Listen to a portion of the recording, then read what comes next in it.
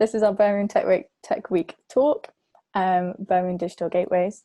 So here are our sponsors who are sponsoring Birmingham Tech Week. I'm just going to run through these quickly. So these are the people who have been able to make this event happen. Our 2020 sponsors, NatWare, SideTrade, we've got lots of partners. And then this is us, WeiPoint at the end. So we just want to say thank you for anyone for sponsoring the event. We are WeiPoint. We're going to be talking to you about a lot of different things today. We're going to be talking about our work, we're going to be talking about the impact of our work on the tech community, how we work with technology, and then what our future plans are. And we're going to be asking you guys a question, which is, how did you use technology to explore Birmingham City? Cool, that's great. So I think we're just going to speak a little bit about this question and our answers. I'm going to hand over to my colleague Harriet to introduce herself and just speak a little bit about what we think about this. Thank you, Lydia. Hi, I'm Harriet. I work at WeiPoint as the Content Associate, and it is my role in the company to research and create content that mostly promotes the heritage of Birmingham. Now, when exploring the city, there are a number of platforms, such as on the screen, such as TripAdvisor, that suggests for you the best places to visit based on customer reviews. However, we have found there are a few issues with this platform, as they provide very little information regarding the actual attraction, and there is occasionally a review that maybe does not represent the said place well. For example, recently, as you can see on the screen, the Winterbourne House and Gardens fell victim to this, with a number of untruths being written about it on the platform. Unfortunately, TripAdvisor does not allow or does nothing to fix these issues and only allows a response from the attraction. Furthermore, speaking with the team, it has led me to believe that TripAdvisor is not very accessible for the international communities in Birmingham. And of course, being such a multicultural place, this is something that is essential. Through the efforts that we will continue to discuss in this presentation, we hope to overcome some of these issues and present you with new ways to make this content more accessible. I will now pass over to Lydia, who has also found similar issues with TripAdvisor, and she will talk about some of the other responses that were mentioned before. Sorry, I was on mute there. Thank you, Harriet. So yeah, I'm Lydia. I've spoken to you already. I came to WeiPoint as a content creator, but I now work in operations for the company, and I do a bit of still producing some of my own content as well. So my specialism is in religion in Birmingham. So if I just go back to this, we can have a little look at these things that have popped up. Oh, so we've got quite a few different things now. So yeah, so one of the big ones that I can see that people talk about is Facebook. So I'm just going to go to my slide. So yeah, with Facebook, we found that specifically with religious people who come to Birmingham is what I'm going to be talking about. So with Facebook, we found that people come to Birmingham, and especially students, and they want to sort of explore the religious realm of the city. So if they're religious themselves, or if they just have an interest in it, then they might go to Facebook to try and find out about religion in the city. However, there are a few barriers here. So we know a big thing is that a lot of religious places, they don't have the resources to promote themselves on social media, or they may not know how to as well. And this has some issues with it, because then people, students, young people who go to these platforms to explore the city, there isn't a lot of information there about religion. And then, so, if you're not already involved within a faith community, it can be quite difficult to find out about religion in Birmingham, where to go. And then there's another issue, or another platform as well that's been mentioned, which is TripAdvisor. So as you can see on this slide, if you Google religion Birmingham on TripAdvisor, there's not a lot of things that come up. And this surprised us, because there's so much to talk about religion in Birmingham. It's a hugely diverse, religiously diverse community, and there's loads of amazing places of worship which have really rich history for people who are religious or non-religious who want to learn about them. And TripAdvisor is just missing out on this because you can't find this information. It's really not very accessible. So that's definitely something that we want to overcome. And then I'm just going to allow Charlotte to talk about another thing that was on the Mentimeter, which is some of the other platforms that we've found we've had issues with. Great, thank you, Lydia. So I came to WeiPoint also as a content creator, but I now work with our social media running day to day. So I've seen a lot of these problems firsthand. And the major one that I find is historical or smaller cultural things that have got quite a niche in the local community. We find that there is a cultural and language barrier that exists on social media because you just don't have the space. A lot of places don't have the resources or the time to promote themselves online. We also find that a lot of historical places lack accessible historical information about themselves. A lot of it is you need to be familiar with the area, the language, the wider West Midlands region in order to fully benefit from this information. So that's sort of what we wanted to try and find a solution to. Was our audience is very geographically diverse. We wanted to try and find a solution to reaching a wide range of people for quite sort of small and culturally niche institutions and organisations. So I'm now going to pass over to our CEO, Wei, who's going to introduce a bit of his experiences with this, having been an international student himself, and where some of these solutions have come from. Yeah, thank you, Charlotte. I'm Wei. I'm the CEO of WeiPoint. I really appreciate everybody's participation and my team's introduction of their observation on existing technologies. I fully agree with them that there are some gaps in the market, that current solutions are not fully able to reveal how Birmingham is in the culture and heritage sectors. I was an international student studying at University of Birmingham, and I was a volunteer of the Back-to-Back National Trust Birmingham as well. And one astonishing fact is that the National Trust Back-to-Backs is right in the center of the Chinese Quarter, but they didn't know how to engage with the Chinese audience. And it's a fact that the Chinese audience, communities over there didn't know that there's a museum called Back-to-Backs. And the gap is that the Back-to-Back is the #1 in TripAdvisor ranking, but the Chinese community is not using the TripAdvisor as a minority of the social networking. They use something called WeChat, and WeChat is an app that have more than 600 million downloads last year and have as much as daily active users or monthly active users as well as much as Facebook or Instagram, but mainly for Chinese speaking users. So what I found in WeChat, which I've showed you on the screen, is that there are quite a few things have been talked about in Birmingham. If I search Birmingham English character, then there's only 1,053 things to come out.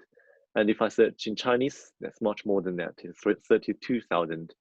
And look at the content itself, majority of them are talking about published by the University of Birmingham as part of the social media strategy. And other things we'll be talking about how Birmingham is as an industrial city and about mining and energy, like very negative side of things. So obviously this is a gap that Birmingham has been not discussed as a very beautiful and a very culturally rich city in Chinese, especially in Chinese social media. That's something that are trying to conquer with, not only with English Chinese, but also with the digital presence of Birmingham on all different platforms. That is how WeiPoint is created.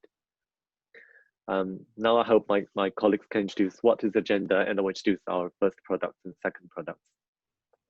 Yeah, so thanks, Wei. So we've just told you there about like a few of these issues we found with the main platforms that people use to explore cities. So we're going to tell you about how now that's inspired us to create the products that we have. So first of all, we're going to talk about one of our big projects, the WeiPoint calendar that we've created, that Wei's going to tell you about. Then we're all going to discuss the Atlas of Birmingham, which is a project we're doing at the moment. We're really excited about. You know, all four of our content writers have been working on that at the moment. Then we're going to talk really this all back to technology in Birmingham, how we utilize technology and what impact we have on the world of technology. And then lastly, we're going to have a Q&A session. So I'm just going to pass back over to Wei. He's going to talk about our calendar. Thank you, Lydia. I started this idea with the calendar because I wish to show what's best of the city as daily basis. Personally, I was managing a calendar that covers everything that I'm interested in about the city. I like music, I like entrepreneur events, and I like cultural events. So my calendar, I put different colors on my calendar and try to use different marks to show what it looks like. And when I set up the business, I'm trying to publicize this calendar to everybody that can see. So this is a screenshot that you can see from the products that you can, I share with my calendar with everybody who can look at my website and can tell what's going on in the city. So what is being supplementary to the existing products like Eventbrite or Meetup is that it highlights the things I like from each industry, like music or things.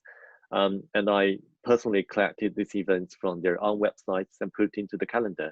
So if you assume if you are a music lover or if you're a cultural lover or you are an entrepreneur, you don't need to like me to put 2 hours or 3 hours a week to managing all these interesting events around the city.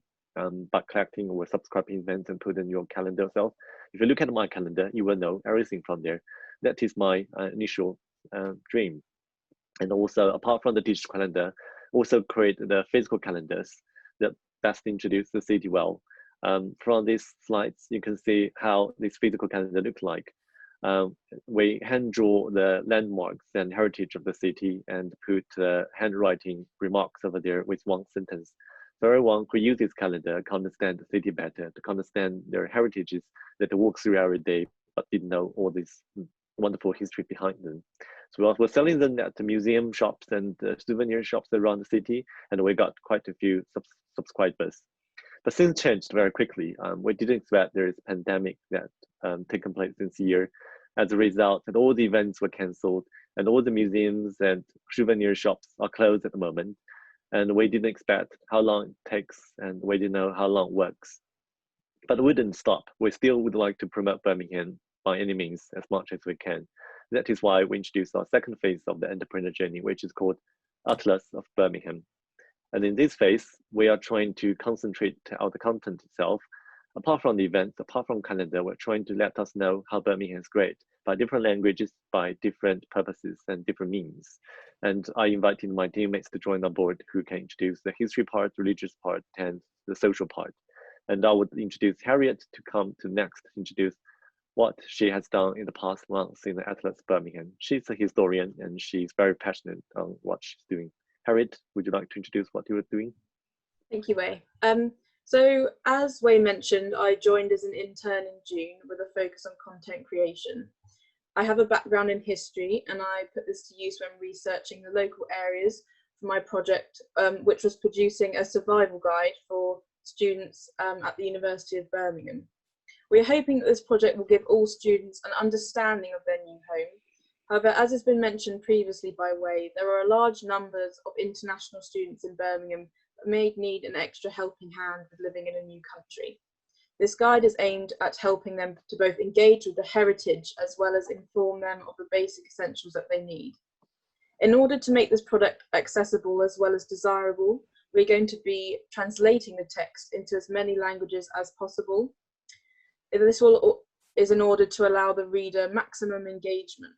Birmingham is full of heritage, from Selly Oak Manor to the university's own campus. As you can see on the slide, the statue of the girl in the hat is seen. The girl in the hat was a statue that was donated by an ex-vice chancellor of Birmingham University, and it really shows the heritage of the historic place that is the University of Birmingham. So we hope that our work will help students appreciate the Midlands and learn about it. I'll now pass over to Lydia, who's been working on promoting the religious side of Birmingham. Yep, so as part as part of this atlas, I've helped to write another booklet on religion in Birmingham.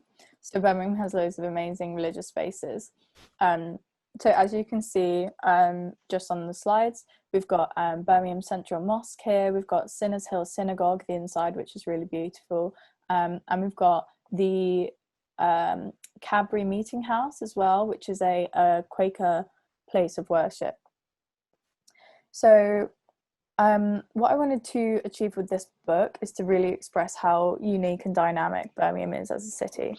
You know, it's a place where different races and faiths and cultures are all brought together, and that's celebrated. So, you know, a lot of people, if you're local to Birmingham, you'll know that religious diversity really is a hallmark of a city. Over 70% of the population do define themselves as religious, which is significantly more than the general population.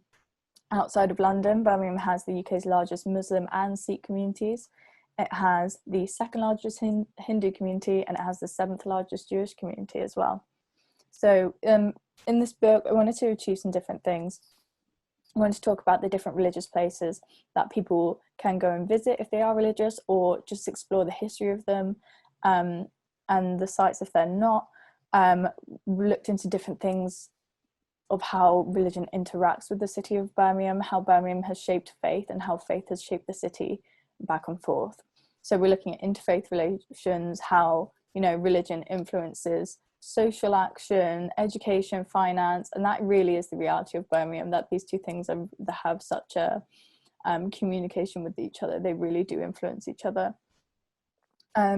So, and to bring this to life as well, we've been trying to include local voices in our work on this project. So, you know, we recruit local interns to get a student voice, because a student is a big part of our audience. We want to hear student voices, and we also want to encourage them to write for us. We want to encourage creativity and innovation in Birmingham, so we try and get local people to work for us. We've got these local content creators, but local artists as well. We're working with a lot of local design companies to help design our books, and we're also running some competitions as well to get, you know, a younger audience to make art for us, which we're going to include in our work as well. So that's really important to us at WeiPoint, is that we're, you know, getting the Birmingham community to be cohesive and come together and, you know, create something great which we can then showcase to everyone else. So then I'm going to now pass on to Charlotte, who's going to talk about her booklet at WeiPoint. Great, thank you, Lydia. So I think earlier Wei described my part of the atlas as the social side. So I've been working on a book about gin bars in the city, which might sound a bit unusual, but that is exactly why I decided to write about gin bars. So obviously we've got such a rich history in the production of gin. We've got Langley's distillery, obviously, and like the wider West Midlands is home to a very high number of gin distilleries that are famous through the country. But I also wanted to tell this sort of story about local businesses. Gin's obviously experienced a huge resurgence in the last sort of 5 to 7 years, and that has led to a lot of local endeavours to set up bars, restaurants, clubs that all specialise in serving sort of unique flavoured sort of artisanal gin, and it's really created an amazing sort of culture around this thing that doesn't get talked about very much. As Harriet and Lydia have also said, I am also producing a series of vlogs about different local gin bars, different sized ones, different that take different approaches to their business, and that's just really been amazing, being able to talk to local business owners, which is part of what we do, working with local businesses to promote their work. So we have been able to get a little bit of filming done. Unfortunately, COVID restrictions have sort of thrown a spanner into that work, but we're very excited to be working with local businesses and Yeah, that's just really what I wanted to achieve with this book. Gin has had a very unique culture around it, and I wanted to sort of spread that in an accessible and interesting way. So I'm now going to pass over to Wei, who is going to talk about our books in Sutton Coldfield and Lichfield. Yeah, thank you. Thank you very much, Charlotte. I think you have introduced your wonderful books, and we are in the process of publishing and editing. So very hopefully we can publish in the soon. And I hope we can give a little lesson to TripAdvice in the future in terms of how great Birmingham is to put on these portals.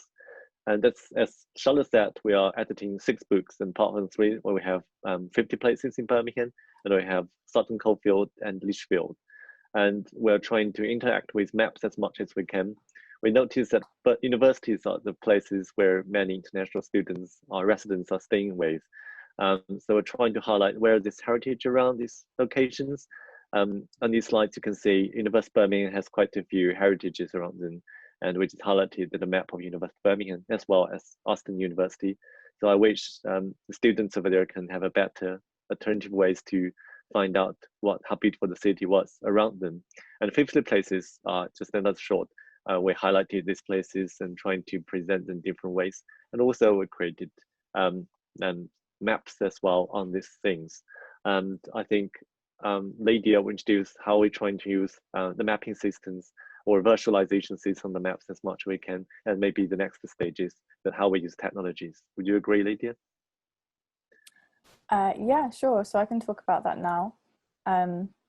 So, you know, in this next part of this session, we're going to talk about the technology we've done to improve our work. So we've been looking at different ways of how we're going to bring our stories to life in the Atlas.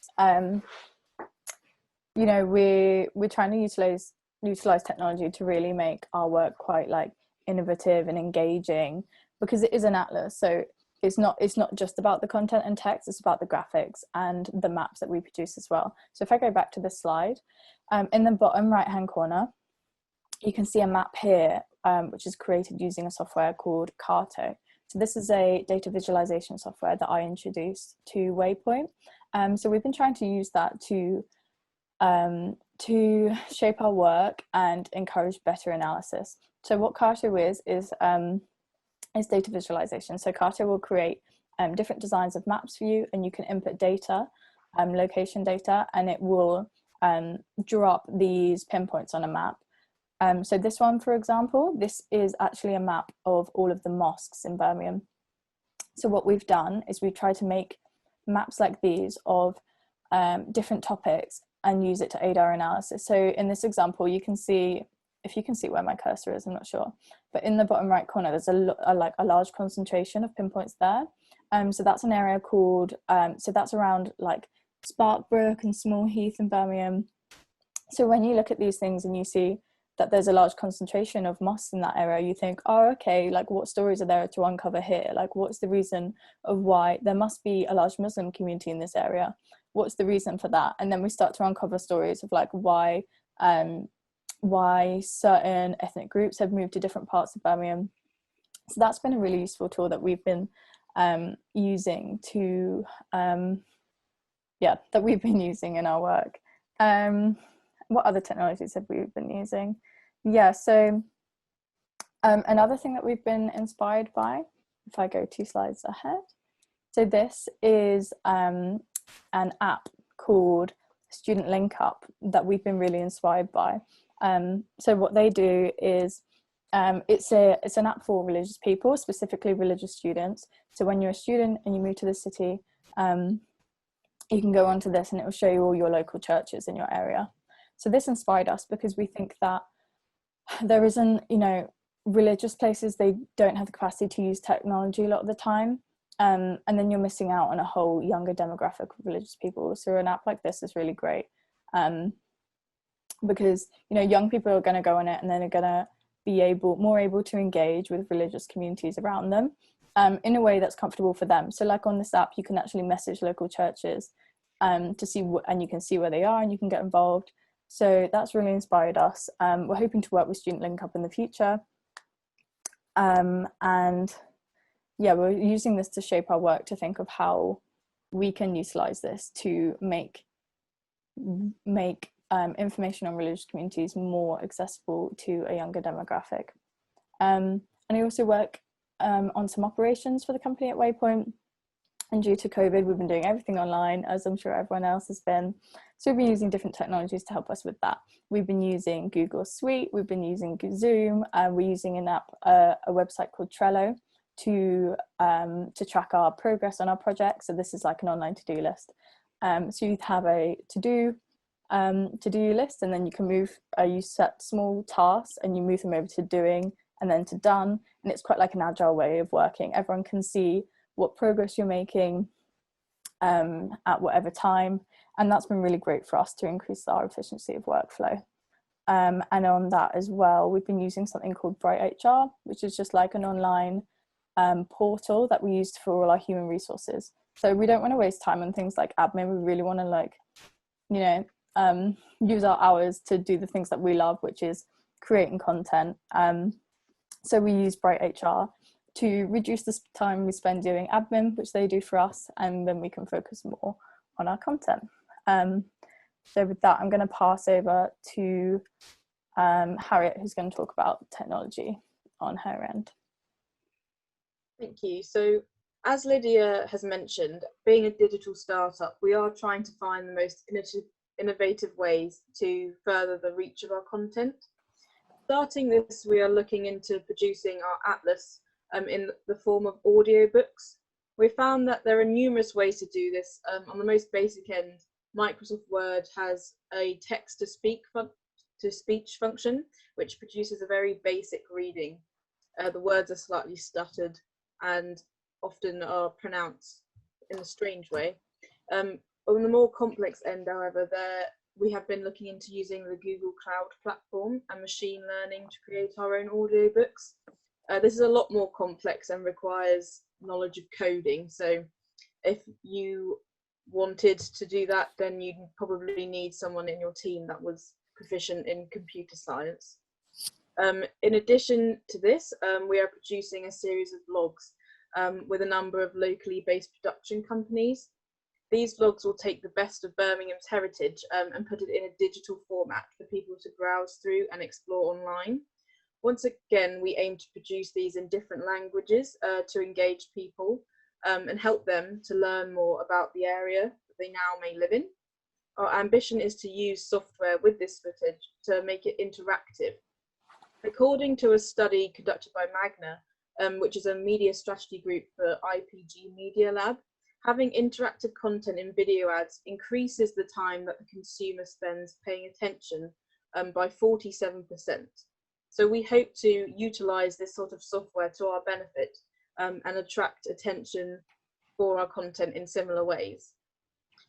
WeiPoint is also involved on a slightly different note with FinTech Midlands.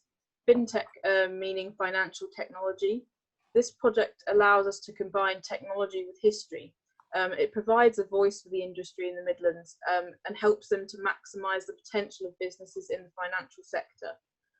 By recording technological innovations in the finance industry, the aim is to nurture and support businesses in the Midlands to develop a form of ecosystem.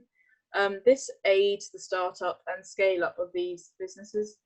Examples such as the Birmingham Mint and the Assay's Office, historical examples, and they present the city's place in financial technology, and FinTech Midlands is committed to tracking the growth of financial tech in Birmingham as an economic centre. Of course, we have to say that COVID has limited our ability to do research in ways that we normally would have. We have been forced to think of more creative ways to find our information. Using online archives and online journal articles has been especially useful for me doing historical research in this time, and as such, I just wanted to stress the importance of online and digital resources, especially in heritage work, where sources can be few and far between. I will now pass over to Charlotte, who will talk about how we use technology in our social media and how she runs this. Great, thank you, Harriet. So as I said earlier, and as Harriet's just mentioned, I work with our social media, sort of the day-to-day running of everything. So as well as posting little snapshots of our work up there, as we've always done, we've had to make the move over to using our social media to build up connections with the local community and local businesses. This is mostly because we can't meet people in person. There's a lot of places that have been closed. And we've also been reaching out to university societies, which again have not been running up until the last few weeks because of coronavirus. So as Lydia said, all of this, as well as using Zoom, has just helped us to really streamline what we've been doing. We've been able to meet with more people, meet with more local businesses, and get more involved in the local business community. Our next steps of our social media will be to use it to help launch our crowdfunding campaign on Indiegogo. I've spent a fair bit of time in the last few weeks, and particularly in the last couple of days, researching Indiegogo platform and how it's used, and I'm really excited to work with it. You can make videos to go on your platform. It's very visually engaging, and that's really what we're going for a sort of global community. It's really it really works well with being integrated with social media, because it is that it has got that visual aspect to it.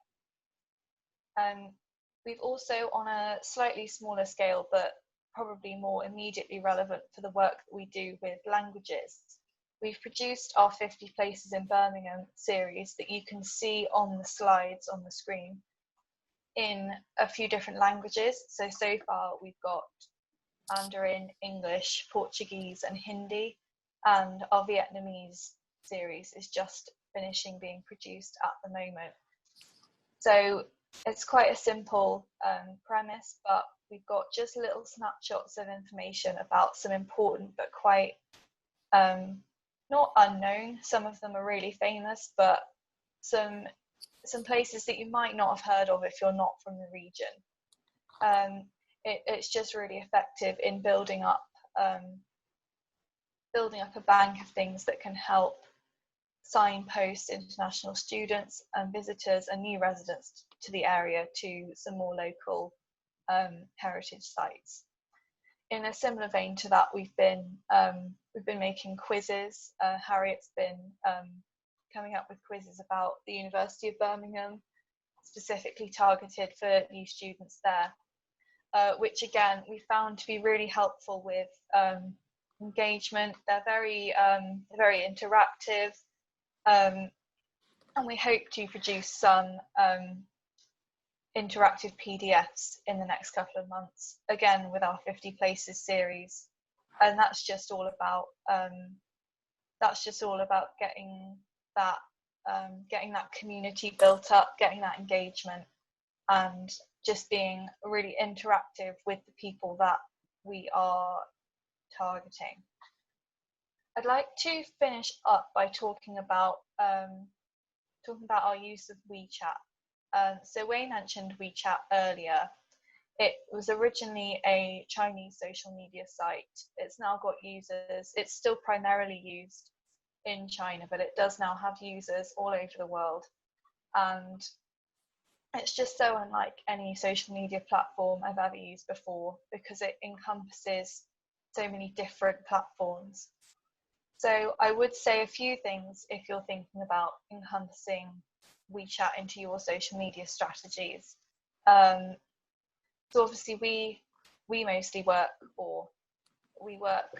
largely with students. So we found it very interesting that over 50% of UK universities are active on WeChat, and Wei will elaborate on this later, but there are a lot of international students active both with their universities and outside of that on WeChat. So there's that to bear in mind, that there are a lot of international students and people active on WeChat.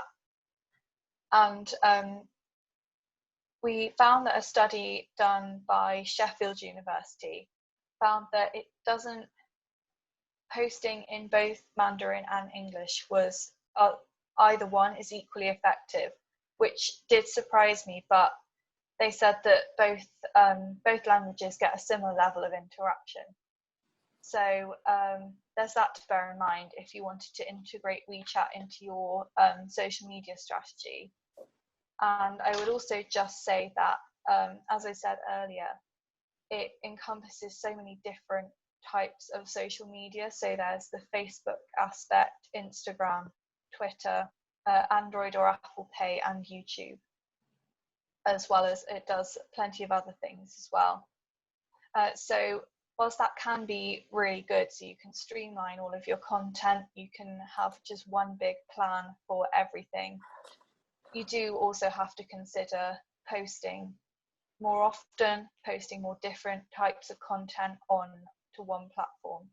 So all in all, I think we've had a lot of fun working with WeChat, and it's definitely been effective for what we want to achieve. But I would definitely recommend it if yours is the sort of business that works in a similar way with the international community. So I will now pass over to Wei to introduce someone we've been working with for data visualization. Yep, thank you very much, Charlotte. I'm fully proud of my team that bring different technologies to the team, and we're trying to engage with technologies as much as we can. Apart from internal sources that try to work out the technologies by ourselves, we also work with partners who develop new technologies by their own end. For example, UMap is a wonderful app that we have developed recently. We have identified recently, and it's a lovely mapping system that allows us to incorporate the cultural heritage content in an interactive way. And it's New York-based startup. And today we're really proud to having Michael, who's the CEO of YouTube, to join us and to introduce how wonderful his web is and how we're going to develop things in the future. Michael, can I ask you to say something about your everyone, product? and thank you very much, Dr. Wei, for the lovely introduction. I wish I was the CEO of YouTube at the moment, just UMap, but hopefully, no, all good. Hopefully one day we will be just as famous, if not more. I wanted to start by thanking Dr. Wei for inviting me to the Birmingham Tech Week event. I think it's an event that symbolizes the ongoing effort that both WeiPoint and the Birmingham community continue despite the ongoing global coronavirus crisis. And I must say I'm very, very inspired by everything I heard today. Before I introduce a little bit more about UMap, I wanted to say that I am very excited to come and experience Birmingham for myself, and feel particularly inspired by your work here, because I do believe that many of the cultural and local businesses that you try to promote don't get the proper attention on the current platforms that the mainstream consumers use at the moment. We are currently actually developing UMap in Krakow, Poland. We've branched out from our office in New York, realizing that our dreams are much bigger than initially planned, and that we wanted to incorporate a lot more features than we first envisioned, because we felt like there are a lot of struggles that were pointed out today. For example, that not all businesses are appropriately represented on platforms such as TripAdvisor, and are not actually exhibited in the best manner to expose to new visitors to the city. We also believe that there is a huge lack of data integrity when it comes to discussing points of interest around the world, and in particular that a lot of places that are not as promoted, such as Birmingham, deserve a bigger attention to the global audience. Another thing that we recognize is that various institutions like WeiPoint want to promote things in their own manner and utilize technological platforms such as Carto to visualize their data. But the idea behind UMAP is to also give the community an ability to engage back with the creators, and so to have an ongoing experience and an ongoing discussion that will hopefully lead to a bigger outreach and a better exposure when it comes to promotion of a place or just discussing a specific matter. And so UMAP is an application that enables creators to both create maps and visualize data and customize waypoints, but also customize the inputs that they would like for their posting flow for the users to then re-engage back with the content creators. And so we believe that our application can really help promote a lot of the different categories that WeiPoint wants to promote and that Birmingham deserves to exhibit to the world.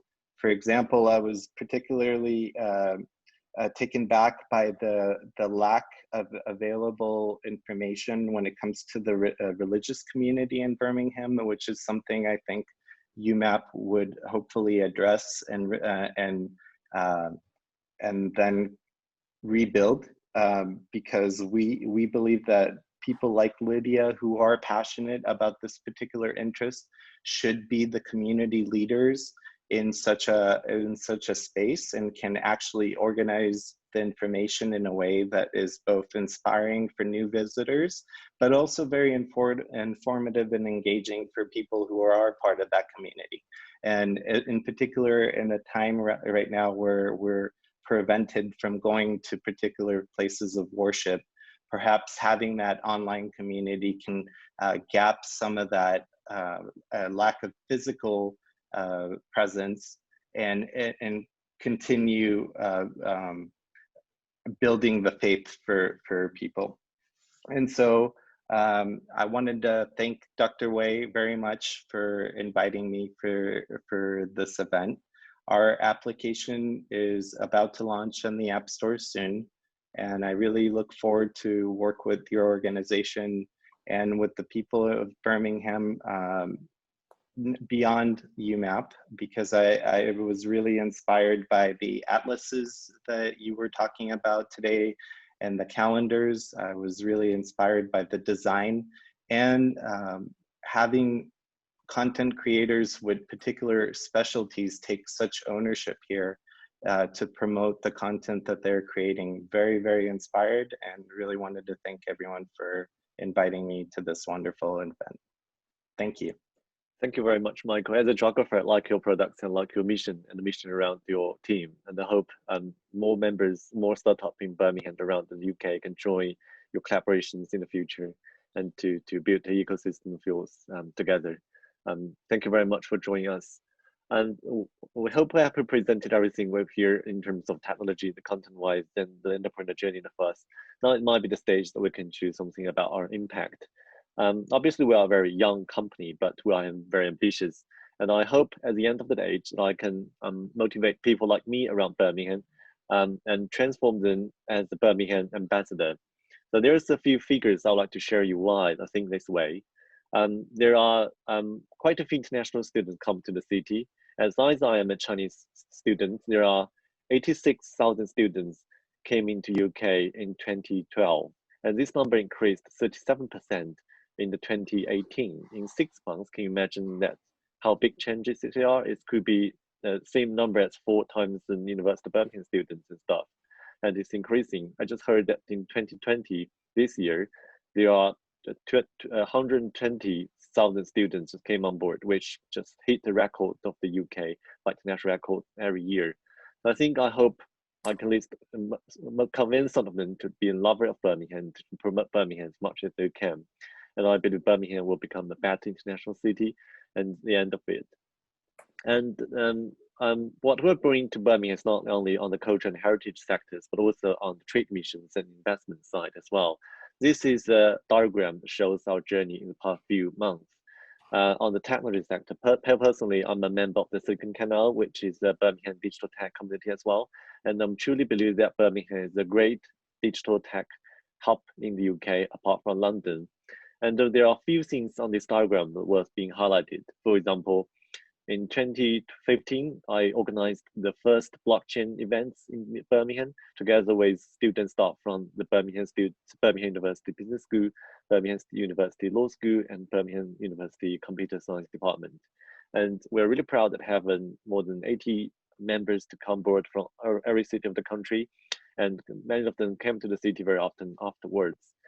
And also, we have together partnered with Shenzhen City in China on the 7th Shenzhen Entrepreneurship Competition, and Birmingham, the first city outside London that being pinned on the map through our effort. Out of this event, we have drawn some attentions to the investors in China and ask them to pay more attention to Birmingham ecosystems. And Hong Kong, as a neighboring city to Shenzhen, has also invited Birmingham tech communities to join their effort to build a global entrepreneurship network. So that's the second thing we are really proud of as well. And also, we had worked with the Silicon Canal to organize the first matchmaking sessions with Chinese investors overseas as well. And we invited 4 angel investors to the city out of the trip to Oxford, Cambridge, and London, and to have a face-to-face meeting with local entrepreneurs in 2018. Out of it, they are really impressed by the cultural heritage and entrepreneurship history in the city, such Matthew Bolton and James Watt, and they were keen to work with local entrepreneurs, and some of them had paid their personal contribute to their crowdfunding events as well. So this is the third thing we would like to highlight. And last but not most, as a member of the Tech UK, I advocate Birmingham tech communities as much as we can in Tech UK events in London. And also, I was the only member who advocate Birmingham as a tech hub in UK-China tech events. So being a tech entrepreneur itself in Birmingham, I fully believe that we can create better impacts and better value together. And this is how I showcase myself as my team in this journey. I think we're coming to the end of the dialogue, and it's almost 40 minutes. And I hope you enjoyed the session. If you have any questions you'd like to interact with the team, please show us your comments and questions, and I hope we can respond to you properly. Thank you very much, everybody.